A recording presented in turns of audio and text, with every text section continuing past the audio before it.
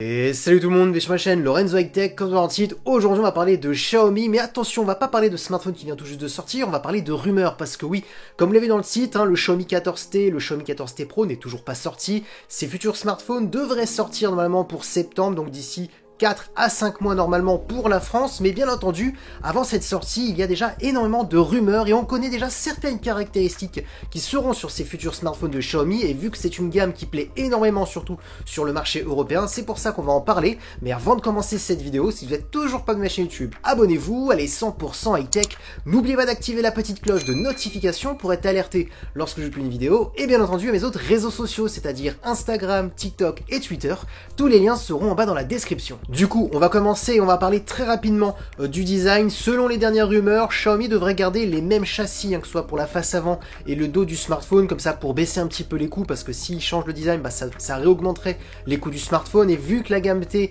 de Xiaomi, c'est des smartphones milieu haut de gamme, mais avec des caractéristiques très intéressantes par rapport au prix, c'est pour ça que ces gammes-là plaisent énormément. Donc pas vraiment de gros changements comparé au Xiaomi 13T, Xiaomi 13T Pro pour ces futurs Xiaomi 14T et Xiaomi 14T Pro. Ensuite, concernant les rumeurs des caractéristiques de la face avant des Xiaomi 14T, des Xiaomi 14T Pro, on devrait garder les mêmes caractéristiques par rapport à l'année dernière des Xiaomi 13T et Xiaomi 13T Pro, c'est-à-dire deux écrans pour les deux smartphones de 6,67 pouces, donc une grande diagonale, toujours du Quad HD, toujours accompagné par un écran AMOLED. Par contre, on serait sur une nouvelle génération d'écrans AMOLED, donc pour avoir plus de détails, plus de contraste, plus de couleurs, donc on devrait améliorer l'écran. Par contre, sur la fiche technique, on ne verrait pas vraiment de grosses différences parce que toujours la même diagonale, toujours le même taux de luminosité, on serait sur du 2600 nits, donc des pics qui peuvent atteindre jusqu'à 2600 nits, toujours un taux de rafraîchissement de 144 Hz, mais vu qu'on serait sur un nouvel écran d'une nouvelle génération, on devrait sentir en utilisation un petit pop d'amélioration, mais sur la fiche technique, rien de nouveau. Ensuite, concernant la partie photo, je vais pas vous le cacher, il y a très peu de capteurs qui ont fuité.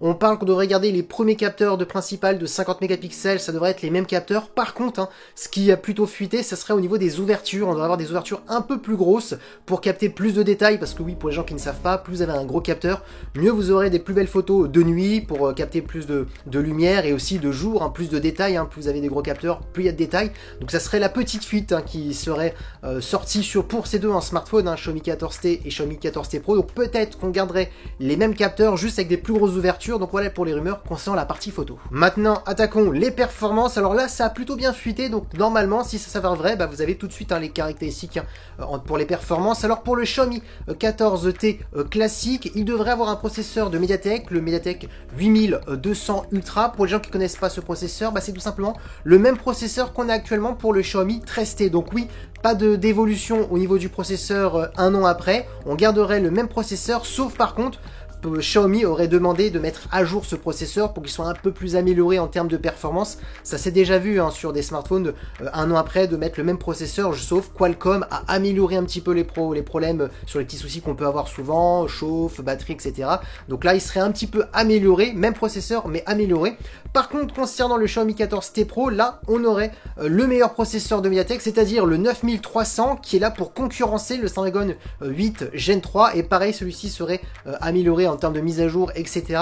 Donc du coup, voilà les processeurs qu'on devrait avoir sur les deux. Donc le Xiaomi 14T Pro sera vraiment le plus performant des deux. Le Xiaomi 14T là sera le moins performant, mais on aura quand même de très bonnes performances, parce que ça reste quand même un bon processeur. Donc oui, pour faire du gaming, des jeux vidéo gourmands comme Genshin Impact, Call of Duty Mobile, ça sera largement possible. Ensuite, concernant les batteries, on parle qu'on devrait garder les mêmes batteries de 5000 mAh. Par contre, la petite nouveauté qu'on devrait avoir sur les Xiaomi 14T et Xiaomi 14T Pro, ça serait qu'on devrait avoir de la recharge sans fil. Ça serait la grande nouveauté pour la gamme T, parce que jamais auparavant on avait eu de la recharge sans fil sur la gamme T. Ça a toujours été des recharges rapides, mais filaires. Donc là, on devrait avoir de la recharge rapide en sans fil. Ne me demandez pas combien de watts, les watts n'ont pas fuité, on parle juste de la recharge sans fil, mais est-ce que ce sera du 15 watts, du 30 watts? Ça, on ne le sait pas encore. Et pour terminer, ces deux smartphones devraient garder la certification IP68. Donc, c'est-à-dire, si malheureusement il pleut dehors, il fonctionnera toujours. Si malheureusement vous faites tomber votre smartphone dans l'eau où il y a de l'immersion, il fonctionnera toujours. Donc ça, c'est une bonne certification. Donc c'est intéressant de le garder.